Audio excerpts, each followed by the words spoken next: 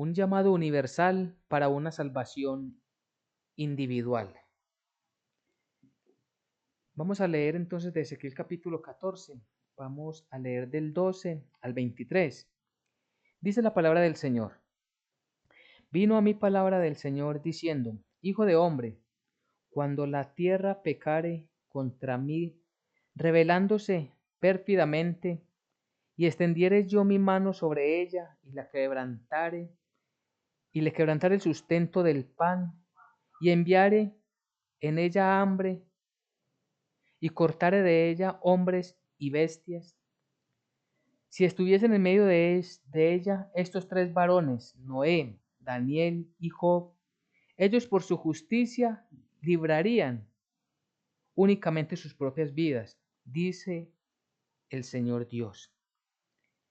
Y si hiciere pasar bestias feroces por la tierra y las asolaren, y quedare desolada de modo que no haya quien pase a causa de las fieras, y estos tres varones estuvieran en medio de ella, vivo yo, dice el Señor Dios, ni a sus hijos ni a sus hijas librarían, ellos solo serían librados y la tierra quedaría desolada.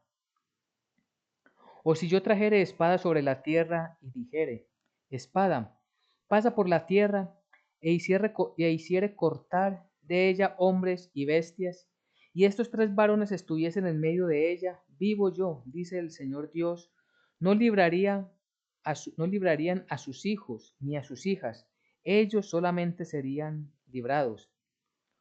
O si enviare pestilencia sobre esa tierra y derramare mi ira sobre ella en sangre para cortar de ella hombres y bestias, y estuviere en medio de ella Noé, Daniel y Job, vivo yo, dice el Señor Dios, no librarían a su hijo ni a su hija, por su justicia librarían solamente sus propias vidas. Por lo cual, así ha dicho el Señor Dios, cuánto más cuando yo enviare contra Jerusalén mis 4 juicios terribles, espada, hambre, fieras y pestilencia, para cortar de ella hombres y bestias. Sin embargo, he aquí quedará en ella un remanente, hijos e hijas que serán llevados fuera. Así que ellos vendrán a vosotros y veréis su camino y sus hechos, y seréis consolados del mal que hice venir sobre Jerusalén, de todas las cosas que traje sobre ella. Y os consolarán cuando viereis su camino y sus hechos, y conoceréis que no sin causa hice todo lo que he hecho en ella, dice el Señor Dios. Amén y amén. Bien, este pasaje que encontramos del profeta Ezequiel, es importante que conozcamos todo el contexto antes de hablar del texto. Cuando el profeta anuncia esta profecía, cuando le habla a los hijos de Israel, ya ellos estaban en cautiverio, una gran mayoría ya estaban bajo el régimen de Nabucodonosor, de Babilonia. Y estando allí en medio de toda esta desgracia que les había venido por causa de sus pecados, por causa de la maldad que ellos habían cometido, por su rebeldía contra el Señor su Dios, es entonces cuando vienen unos ancianos, y es lo que nos habla principalmente al principio de este capítulo 14, vinieron unos ancianos en busca de Ezequiel, y vienen buscando palabra del Señor, oráculo del Señor, profecía de Dios. Vienen deseosos de saber qué va a pasar. Y sobre todo recordemos que siempre, aún estando allí en cautiverio, habían falsos profetas. El capítulo 13 del mismo Ezequiel habla de los falsos profetas y del castigo que recibirán todos estos falsos maestros, falsos profetas. Y estos falsos maestros siempre estaban dando falsas expectativas al pueblo.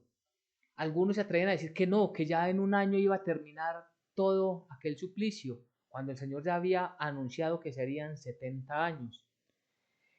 Y entonces vienen unos ancianos a buscar a Ezequiel, y cuando ellos llegan delante de este varón de Dios, viene profecía de Dios para Ezequiel, viene palabra de Dios, viene una revelación que Dios le da al profeta. Y lo que le dice es que estos hombres que vienen son de doble ánimo. Es decir, no vienen en busca del Dios único y verdadero, no vienen de una manera sincera, de una manera completamente entregada al Dios de Israel, sino que la revelación que Dios le da a Ezequiel es que estos varones tienen un corazón dividido. Su corazón está lleno de ídolos. Su vida está llena de sus vidas están llenas de toda una idolatría y de desobediencia. Es decir, podemos decir, contextualizar que ellos siguen todavía, aún en medio del castigo, desobedeciendo a Dios. Y aún así quieren palabra de Dios. Y esto es importante comprenderlo en todo lo que el Señor nos enseña. Y aún en nuestro contexto de hoy día tenemos aplicaciones. Porque muchas personas hablan de Dios, buscan de Dios, pero no quieren dejar sus falsas creencias. Vienen preguntando por Dios, pero no quieren dejar sus idolatrías, no quieren abandonar sus malos hábitos, no quieren abandonar sus malos caminos. Tienen un corazón dividido. Y recordemos que nuestro Dios es un Dios celoso y que nuestro Dios no comparte su gloria con nadie. Y esto lo hemos hablado en otras reuniones. Muchas personas quieren saber Dios qué tiene para sus vidas, pero buscando como que lo que les diga la persona a quien les consulta, que piensan ellos que viene de parte de Dios, les apoye sus deseos, es decir, que de pronto le quiten las dificultades que están viviendo, pero que fortalezca sus deseos para seguir viviendo en el mundo conforme a su descarriado corazón. Y eso no es lo que quiere Dios. De hecho, Dios le responde en revelación a Ezequiel y le dice, dile a estos hombres que lo que ellos necesitan es arrepentirse. Por eso en el 14:6 dice, por tanto, id, di a la casa de Israel. Así dice el Señor Dios, convertíos y volveos de vuestros ídolos y apartad vuestro rostro de todas vuestras abominaciones. El Señor dice, yo a ellos no les voy a dar profecía, no les voy a dar palabra. ¿Por qué? Porque ellos no están buscando a Dios con un corazón sincero para servirles. No se han arrepentido y es algo que es necesario para venir delante de nuestro Señor. El arrepentimiento. Todos nosotros estamos llamados y el primer mensaje que dijo nuestro Señor Jesucristo cuando empezó su ministerio es arrepentidos porque el reino de los cielos se ha acercado. Ese mensaje que Dios dijo en el Antiguo Testamento una y otra y tantas veces es el mismo que dijo nuestro Señor Jesucristo y es el mismo que nosotros mismos recibimos hoy y debemos anunciar hoy, arrepentidos. Porque nuestras vidas están contrarias a la voluntad de Dios. Y si queremos conocer cuál es su designio, si queremos escuchar su consejo, si queremos escuchar su palabra, necesitamos postrarnos verdaderamente en adoración, reconocer nuestros pecados, confesarlos y pedirle misericordia de nosotros. Entonces allí vendrá la revelación, la iluminación que es el entendimiento de la Biblia, de la santa palabra del Señor. Incluso en el mismo pasaje en el mismo capítulo 14, del 1 al 11, lo que dice el Señor es que si aún algún profeta se atreve a darles profecía a estas personas, ese profeta será castigado. Ese profeta y aquellos que reciban la palabra que este profeta anuncie, los dos recibirán castigo. ¿Por qué? Porque lo que busca el Señor primero es el arrepentimiento. Y sobre eso, entonces vemos el pasaje que ahora mismo tenemos. Entonces, luego de esto dice el versículo 12, vino a mí palabra del Señor diciendo, Hijo de hombre, Cuando la tierra pecare contra mí rebelándose pérfidamente, y extendiere yo mano sobre ella, y le quebrantare el sustento del pan, y enviare en ella hambre, y cortare de ella hombres y bestias. ¿Qué es lo que está diciendo es?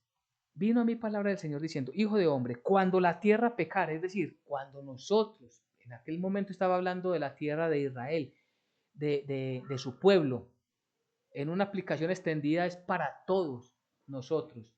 Pero en aquel contexto entonces, cuando el pueblo de Israel pecare y Dios tomara la decisión de castigarlos, nadie podrá librarlos de ese castigo. Y hay algo que es importante porque dice, cuando la tierra pecare contra mí, rebelándose pérfidamente. Pérfidamente significa pecar contra Dios a sabiendas que lo que la persona está haciendo es contrario a su voluntad. Es decir, en palabras bien claras, sabiendo que eso es pecado y sabiendo que delante de mí está el entendimiento de que Dios aborrece que yo haga esa obra, aún así la hago. Eso es pecar pérfidamente. Esta palabra se encuentra en el contexto allí en Josué 7, cuando Acán peca contra Dios. Dios les había mandado destruir la ciudad de Jericó y destruir todo lo que había allí, no tomar nada de sus riquezas, nada, sino todo destruirlo. Pues después de esto, un hombre de Israel toma una de las riquezas y las guarda, las lleva para su tienda, para su casa y las esconde, las entierra. Pues por causa de esto viene un castigo para todo el pueblo.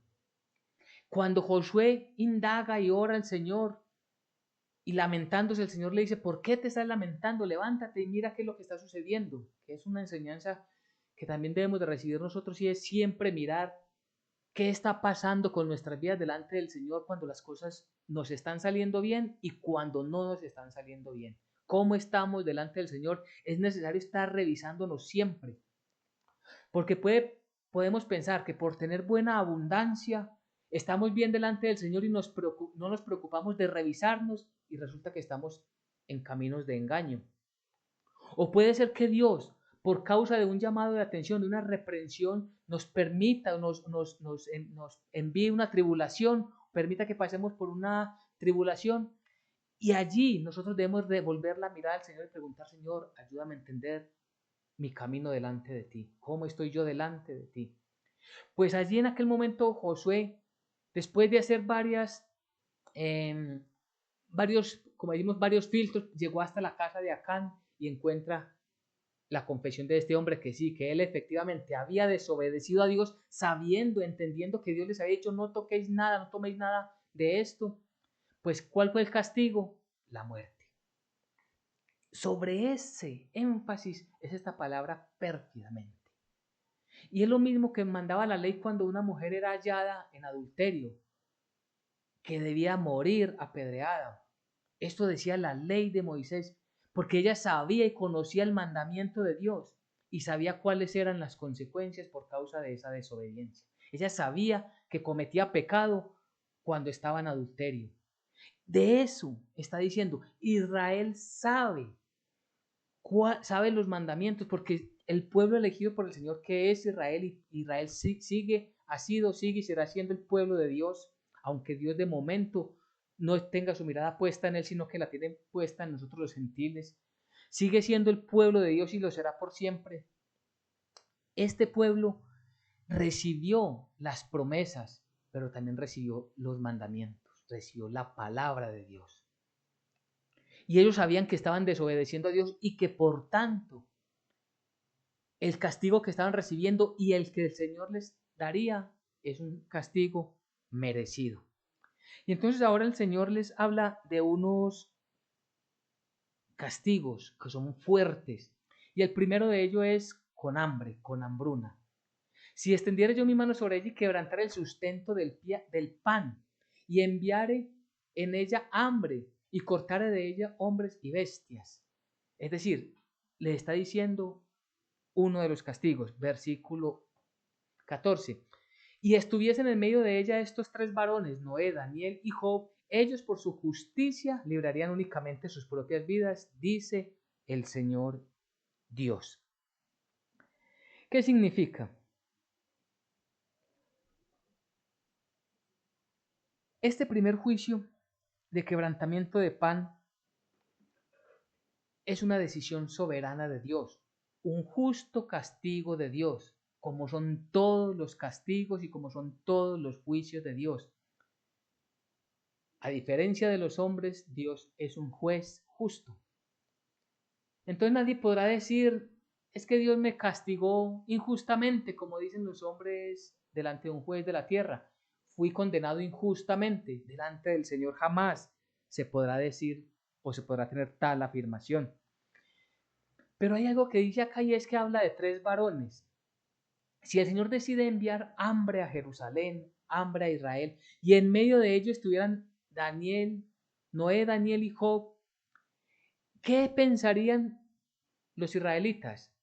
Por causa de estos tres hombres que son justos delante de los ojos de Dios, entonces nosotros seremos librados del castigo.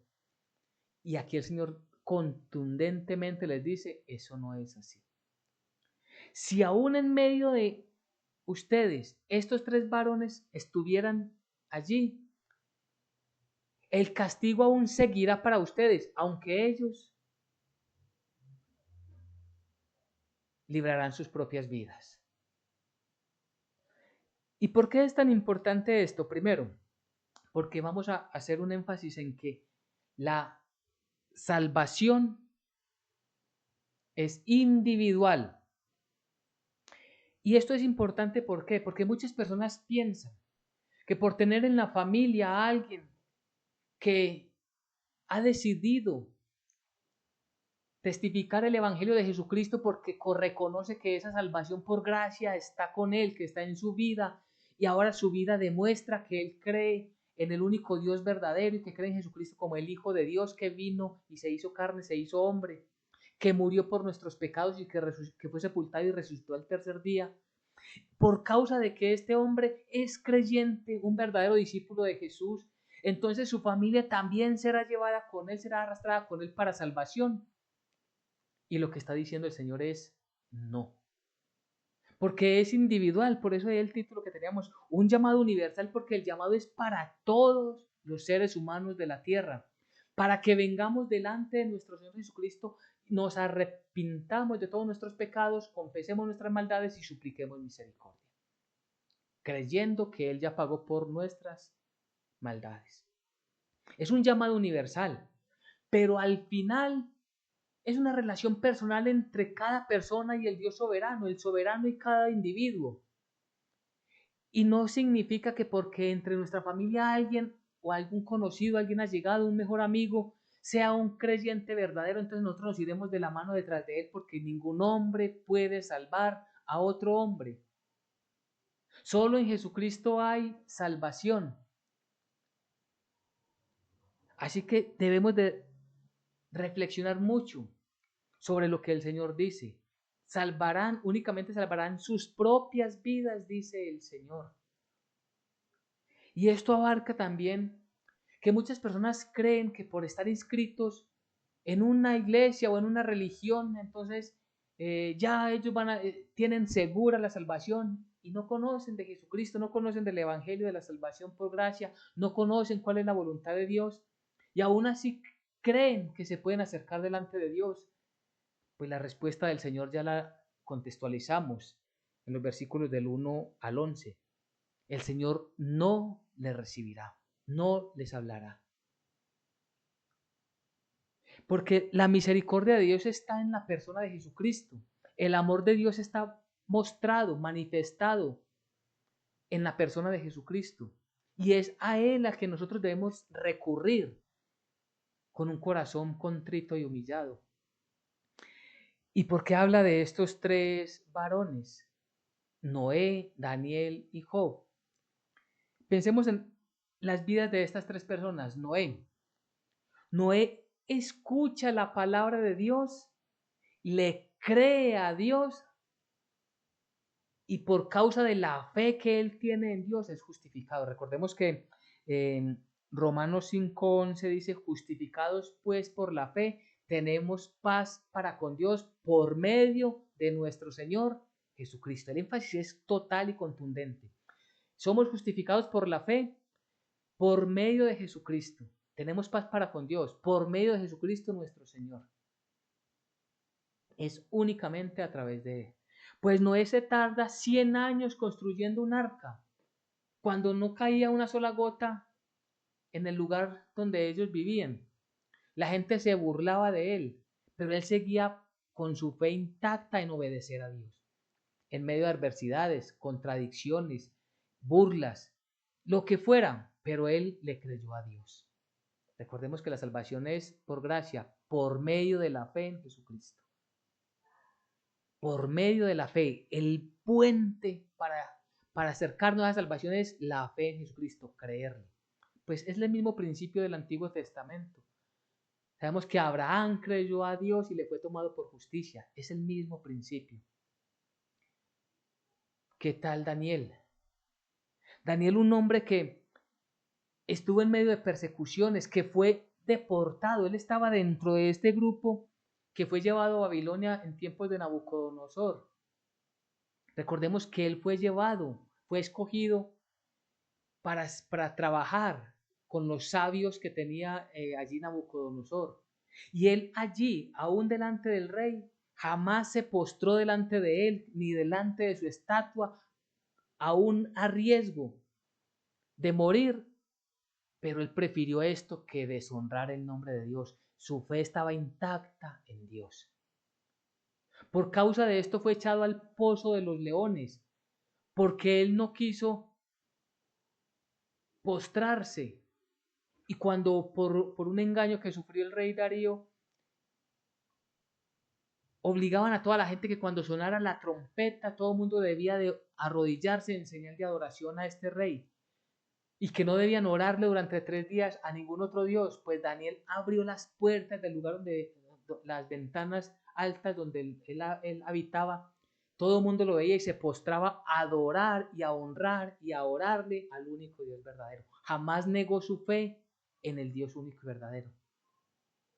Por eso a él también esta fe le es contada por justicia. No es que ellos hayan sido justos y sin pecado, sino que Dios nos justifica por medio de la fe.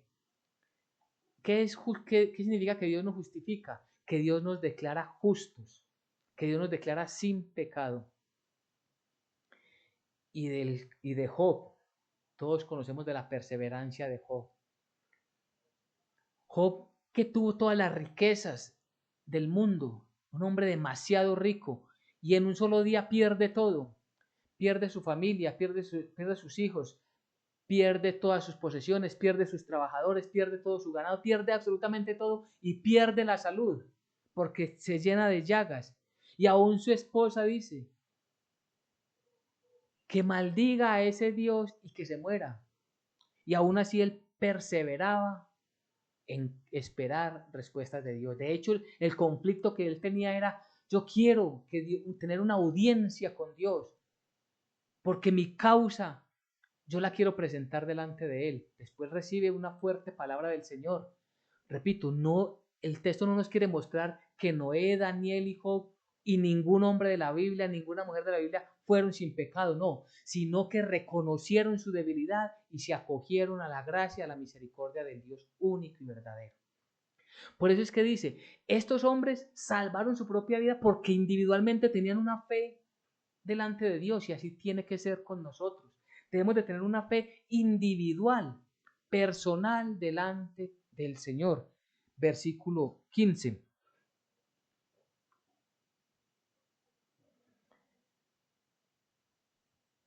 Y si hiciere pasar otro juicio, este es otro juicio, ya vimos el segundo que es hambre.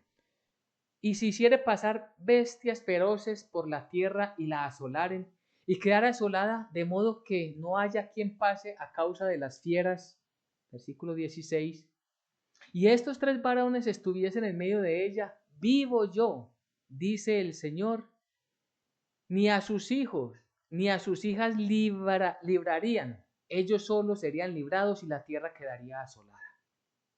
El principio es el mismo. Ellos ni aún a sus propias hijas ni a sus propios hijos pueden arrastrar con ellos. Cada persona es individual delante de los ojos de Dios para salvación. ¿Tenemos unas responsabilidades como familia? Claro que sí.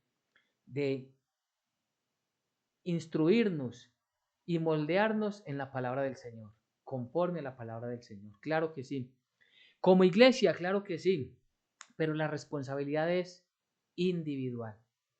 Y aquí habla que en este segundo juicio acerca de las fieras, el contexto es que, y sucede también ahora mismo, recordemos cuando la pandemia para el año 2019-2020, que todas las personas, la gran mayoría en las ciudades, teníamos que estar confinados dentro de las casas. Y los animales empezaron a bajar a la ciudad, a acercarse más y más a la gente por causa de que ya no sentían el ruido y no se espantaban.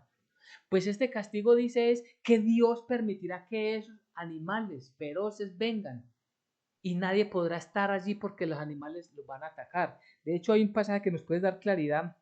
Miremoslo allí rápidamente en Deuteronomio 7:22. Allí encontramos cómo el Señor habla acerca de esto que sucede con los animales. Dice, y el Señor tu Dios echará a estas naciones de delante de ti poco a poco.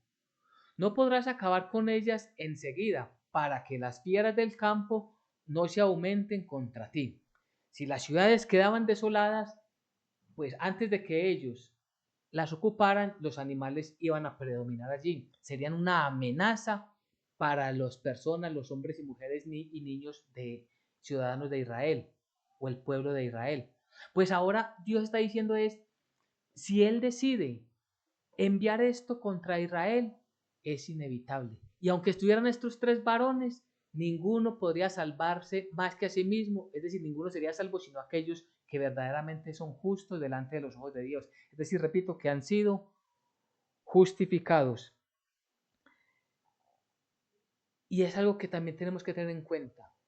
Recordemos que la palabra del Señor nos dice, maldito el hombre que confía en el hombre. Porque muchas personas ponen la fe y la esperanza en sus pastores, en sus líderes, en sus amigos, en sus padres, en sus conocidos y en una gran cantidad, pero no se esfuerzan en buscar la voluntad de Dios y en aprender a confiar en Dios. Todos unos a otros nos pulimos, ¿para qué? Para que todos aprendamos a depender y a confiar única y exclusivamente en Dios, en el Señor. Y por eso tenemos que enfocarnos en ese punto. Versículo 17, volviendo a Ezequiel. Tercer juicio. Y si yo trajere espada, espada significa guerra. Y si yo trajere espada sobre la tierra y dijere, espada, pasa por la tierra y hiere, cortar de ella, repito todo el versículo. Y si yo trajere espada sobre la tierra y dijere, espada, pasa por la tierra e hiciere cortar de ella hombres y bestias, y estos tres varones estuvieran en medio de ella, vivo yo, dice el Señor, no librarán a sus hijos ni a sus hijas, ellos solos serán librados. Miremos todos los juicios que Dios está dictando. Y yo creo que es un punto importante y quizás muchas personas estén pensando, todo lo que viene, todo lo que está sucediendo en la naturaleza, en el planeta, es obra de un castigo de Dios. Debemos entender nosotros es que Dios tiene la soberanía de toda la creación. Es decir, nada se sale de su absoluta voluntad, completa voluntad. Pero hay una voluntad permisiva de Dios. Es decir, hay cosas que Dios efectivamente sí hace con el poder de su diestra y hay otras que Él permite que sucedan por la misma desobediencia del ser humano y que afectan duramente a la misma naturaleza humana. Sea uno u otro caso, está bajo la soberanía de Dios. Lo que nosotros debemos de pensar es más si esta situación que está pasando hoy, vemos grandes huracanes, inundaciones, incendios, todo este caos mundial que hay, debemos es inmediatamente centrarnos en cómo está nuestra relación con el Dios Todopoderoso. Es el único, en la persona de Jesucristo, es el único que nos puede librar de todas estas cosas. Y vamos a ver versículo 19, y vamos a ver más adelante. Dice, o si, cuarto juicio, o si enviare pestilencia sobre esta tierra y derramare mi ira sobre ella en sangre, para cortar de ella hombres y bestias. Aquí habla, el quinto juicio es enfermedad, pestilencia. Versículo 20. Y estuviesen en medio de ellos Noé, Daniel y Job, vivo yo, dice el Señor Dios, no librarían a hijo ni a hija. Ellos por su justicia, librarían solamente sus propias vidas. Entonces, ¿qué es lo que tenemos acá? ¿Qué es lo que nos encontramos? En este cuarto juicio, viene la pestilencia. Y es cosas que afectan, que atacan directamente por la mano de Dios como castigo a su pueblo. Y esto les decía que lo vamos a ver más adelante, es porque el libro de Apocalipsis, cuando se abren los sellos, cuando se abre el sexto sello, habla exactamente de estas pestilencias. Vamos a mirar allí en Apocalipsis 6 rápidamente. Ya el Señor nos permitirá profundizar sobre este libro. En el versículo 8, Apocalipsis 6, 8, miremos cómo dice la palabra del Señor. Miré, está hablando Juan en una visión. Recordemos que Juan fue llevado al cielo y allí él tuvo todas estas visiones. Miré, y aquí un caballo amarillo, y el que lo montaba tenía por nombre Muerte, y el Hades le seguía. Y le fue dada potestad sobre la cuarta parte de la tierra para matar, miremos los cuatro juicios, con espada, con hambre, con mortandad y con las fieras de la tierra. Y esto es dentro de los juicios de Dios.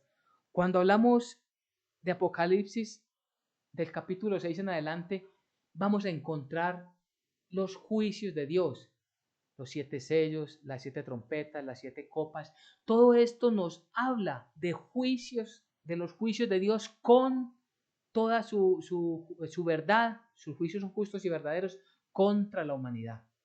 Cuando la humanidad sea llamada delante de Dios para que todos presentemos cuentas, y digo, esto va a ser en el último juicio, en el gran trono blanco, no estaremos los creyentes, pero los no creyentes van a evidenciar, van a vivir muchas de estas pestilencias, mucha de esta muerte, mucha de esta hambruna. ¿Todo esto por causa de qué? De que no se arrepintieron de sus maldades, porque confiaron más en sus ídolos, porque pusieron la esperanza en hombres, porque pensaban que ellos, por estar inscritos, repito, en una religión, estaban salvos, o porque simplemente fueron bautizados. Entonces, como dice tristemente y erróneamente la religión tradicional, que por el bautismo entonces ya están inscritos en el cielo. O cuando le hacen un funeral a una persona que ha fallecido, dicen ellos muy abiertamente que le están haciendo un entierro para que vaya delante de Jesucristo. Y esto no es verdad. Para hacerle un ritual cristiano, pensando que este último ritual es el que los va a llevar al cielo, cuando sabemos que no es así. Y hemos hablado también en Jeremías 7:4, capítulo 7, versículo 4. Allí el pueblo de Israel también se equivocaba. Cuando el profeta les decía, no fiéis en palabras de mentira diciendo, templo de Dios, templo de Dios, templo de Dios es este. Porque el profeta anunciaba que este templo tan hermoso que construyó Salomón iba a ser destruido, iba a ser arrasado completamente, iban a saquearlo, todo ese oro que habían puesto allí Salomón a través de todos sus sirvientes, todo eso iba a ser deshecho, las copas que tenían allí, los vasos de oro, todo eso se lo iban a llevar en la deportación. Y ellos decían, ¿cómo es posible si esta casa es la casa de Dios? ¿Cómo Dios va a permitir que destruyan su casa? Como si a Dios le importara lo material. Dios está interesado en que nosotros volvamos a Él en espíritu y en verdad. Quienes estamos interesados por las cosas materiales somos los seres humanos y allí es donde vamos en contravía de la voluntad de Dios. Nosotros aferrándonos a este mundo, a las cosas pasajeras de este mundo, y a Dios para nada le interesa eso.